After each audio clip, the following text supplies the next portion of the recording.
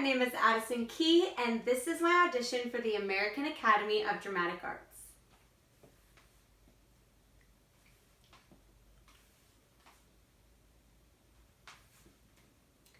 So a little bit about myself. I grew up in Redding, California, and I moved here, Houston, Texas, whenever I was 8 years old. Moving halfway across the country really shaped me as a person and as an actress, because at such a young age, I was able to witness the wide range of diversity and culture within the people and our society. Because of this, it really inspired me and motivated me to just express the different aspects and qualities that I was bottling up within myself to the world. In my family, I was always really the black sheep. I never really fit in my own home because most of my family was a part of the medical field or business management, the bland stuff. But I was always just inspired and intrigued by the arts, by the costumes, the makeup, the set design, the lights, the cameras, the action, just everything about the acting world was inspiring to me, and I just wanted to be engulfed by it as a child. When I was 14 years old, I got a job at a local diner down the street from my house as a waitress. In my job, I was able to meet new people every day that had different backgrounds and different lifestyles, and they just really inspired me because I wanted to be able to show the world the uniqueness that we have bottled up inside of us. I can go from a country girl to a city girl just like that, and so much more, just by being around so many different people. Why do I want to be an actress? That's an easy question. For starters, it's my passion. I have a fiery, burning light inside of me for acting, and I just want to set the whole world on fire with that passion. It was always an escape for me. Growing up, I was always very hardworking and driven, and I just wanted to hit the ground running with everything I did.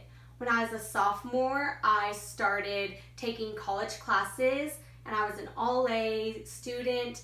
I was in multiple clubs, and acting just really let me escape when I was stressing out about that stuff or overthinking. It really took my mind off of reality because I was allowed to be in a whole new world. Not only did it just take me out of my stressful life, but it allowed me to express myself. I have so many thoughts and expressions and different things inside of me that I want to spread to the world without being judged, and acting allows you to do that.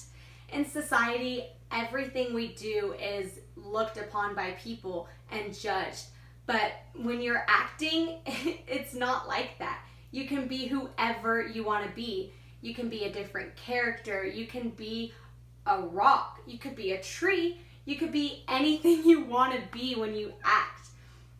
Not only that, but it's an art, and I'm appreciative of this art. A lot of people think that art is just drawing or painting or whatnot, but acting is the biggest form of art. We do costumes, we do makeup, we have elaborate sets so that we can engulf the audience and not take just us out of reality, but them as well, and just bring them into our world alone. The training I've had started off very young. Whenever I was 10 years old, I won a modeling contest with Oshkosh, and it allowed me to have a scholarship with the Page Parks Acting and Modeling Agency to have free classes as a model. My first week in my modeling classes, though, my teacher quickly realized how on fire I was for acting and had me transfer to acting classes immediately. Through those classes, I was able to learn on-screen acting, commercial acting, stage presence, improvisation, and just really learn about the whole world that there was to acting rather than just scratching off the surface. Whenever I was in 7th grade, I took my first theater class and I loved it. It was my favorite class in the whole world and I felt at home being there. When I was in 8th grade, I did my first one-act play and I was the lead. I won Best Actress and it was one of the most fulfilling moments in my entire life. I continued taking acting classes in theater throughout my high school career, all 4 years, and I also did one act 3 of those 4 years. I was in crew, I had small parts, and even in my senior year, I landed a lead. And I also then again won Best Actress. That was something that I worked hard for. It was my most accomplished feeling in the whole world. It was all I wanted my whole high school career, and to just be able to win that was an amazing feeling to share with not only myself, but my fellow castmates as well. And it was just proved to me that this was all I wanted to do for the rest of my life. Why choose the American Academy of Dramatic Arts? That's easy. I know that it would feel like home being there. Just being back in California alone would be like home. I've also seen the success and the growth that has come from this school. With the alumni, with following the Academy's Instagram page, just everything about it, I have been able to witness the amazing works and tremendous amount of work that this school has been able to accomplish. You guys don't just cover the small aspects of the theater world or just particular ones, but you cover the whole broad theater world, whether it's comedic acting, dramatic, lyrical, just everything that you need to become an actor, you guys provide. I've seen this with the actress Sarah Paulson, one of the alumni, or Paul Rudd.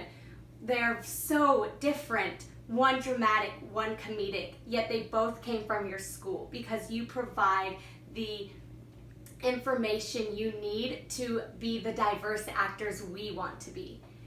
I would love to go to your school because I believe whether you're born an amazing actor or not, you always need training to be the best actress or actor that you can be, and I feel like your school can do that for me.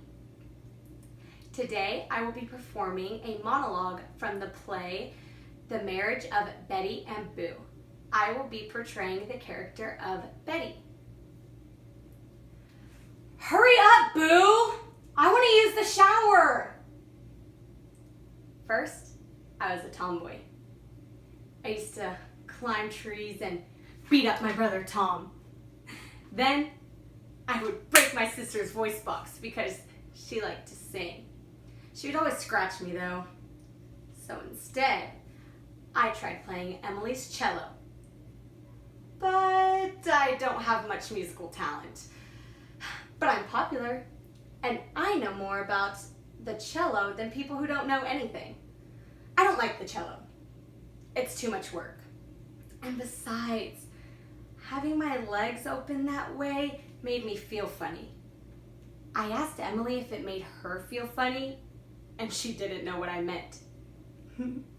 Then, when I told her what it meant, she cried for 2 whole hours and went to confession twice, just in case the priest didn't hear her the first time. Don't be Emily. She means well. Booey! I'm pregnant! Actually, I couldn't be. I'm a virgin. A married man tried to have an affair with me once, but he was married, so it would have been pointless. I didn't know he was married until 2 months ago. I sort of met Boo on the rebound. He seems fine though. Booey!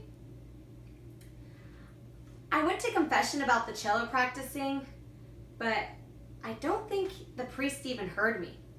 He didn't say anything. He didn't even give me a penance. I I wonder if nobody was in there. Well, as long as your conscience is right, so is your soul.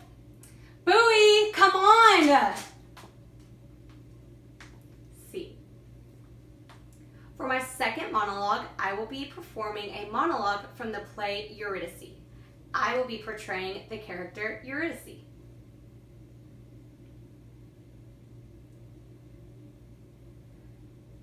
Dear Orpheus, I'm sorry. I don't know what came over me.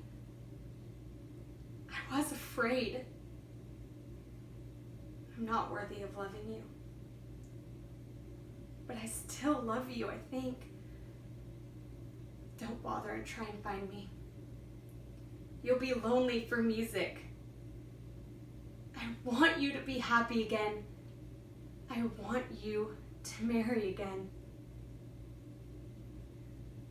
I'll write out instructions for your next wife.